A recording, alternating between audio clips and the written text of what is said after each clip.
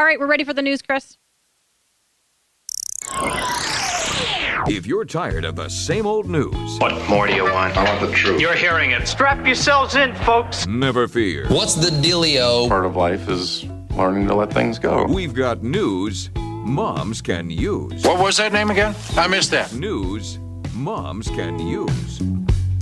Brought to you by Therapon Skin Health, helping moms have healthy, youthful-looking skin for 20 years. All righty, this is news moms can use because moms can use it. And we at Channel Mom pick our news stories based on what we think moms want or need to hear. And I'm fond of saying that probably very few news outlets do that, but we do here. So if you want news that will help you or interest you, you can come right here to the Channel Mom Show.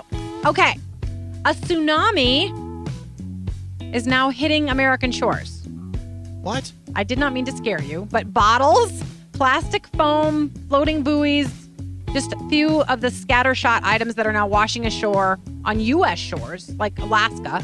And it's all part of a wave of debris that's surging toward the United States from the March 2011 earthquake or tsunami in Japan. I saw that. I saw there was like a soccer ball was the first thing that popped up in some Alaskan island, and they are sending it back to Japan. Oh. I was like, oh, well, thank you. Yeah. Well, in the midst of all their tragedy, well, I guess I could cheer somebody up. This is all according to CNN, by the way. Officials estimate almost 70% of the debris swept to sea by last year's tsunami has sunk, but that the remaining 30% has begun showing up on Canadian and American shores in the last few months. In April 2012, a Japanese child soccer ball, as Chris said, turned up in Alaska. A ghost ship had to be sunk, and a lost Harley Davidson washed ashore. That would have been fun to find. Yeah, exactly. I can't imagine why that didn't sink. I mean, maybe it had a full ocean. Yeah, maybe it had a full gas tank and it made it float somehow. I don't get that. Anyway, no, I guess full gas tank would make it float, right? Maybe you could just like pick parts off of it and see what could be used. Exactly. Anyway, that washed ashore on Graham Island off the coast of British Columbia.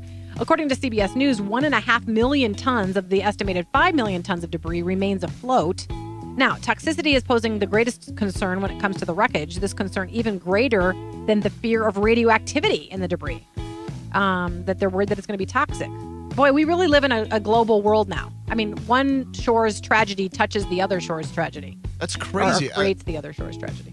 Could you imagine being there and you just pick it up and you see, Japanese inscriptions on an object? You're like, what the heck is this? And then, sad. Oh, wow. I should say it's sad but awesome. But yeah, it's very interesting. And the mother of 3 abandoned children has been found. The 3 children, all toddler age or younger, were found in a shed in Portland on Thursday. We had the story last week about the mom who did away with her 4 kids. We've got to do something because moms, for some reason, are struggling to the point of just not wanting to have their children or to do away with them. And it bothers me. Officers got a call on Thursday morning from a man saying that he heard children's voices coming from a shed behind his house. Upon arrival, they found several homeless people in an abandoned residence and 3 children back in this shed. It was heartbreaking to see those little kids come out, a neighbor named Judy Baxter told KPTV. It was sad. They were given stuffed animals. 2 were walking. The cop had the other in his arms, she said. The youngest is between 8 and 15 months old, so just a baby and only 15 pounds. The other 2 children were estimated to be 2 and 3 years old. Still no word on why the mom abandoned them. Now, after that disturbing story, here's one that offers some hope this morning. What if it took a tragedy for your child to tell you that he loved you for the very first time? A boy whose family hardly ever hears him say anything offered a life-saving warning in the midst of a life-threatening situation.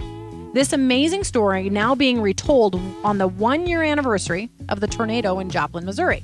The young boy, who did not even speak until he was 5 years old because he had autism, he didn't even speak until he was 5. He uttered these 4 words that helped save his family.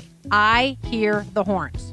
Those 4 words were spoken by Maddox Pryor, a 9-year-old with autism who woke his family before the EF5 tornado struck Joplin 1 year ago.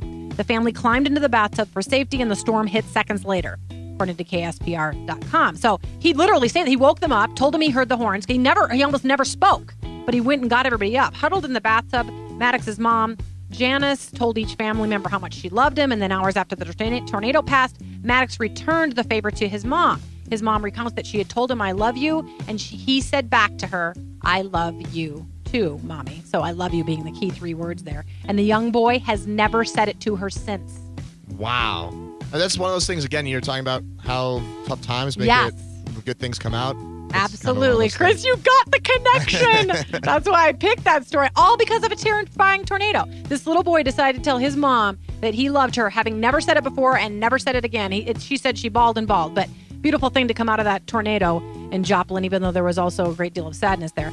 Finally, this morning, a 3-year-old boy determined to visit his mother at work set off on a harrowing journey earlier this month on his toy bike. The toddler rode for 1.3 miles before entering a busy intersection in the Chinese city of Wenzhou. I don't know how to pronounce that.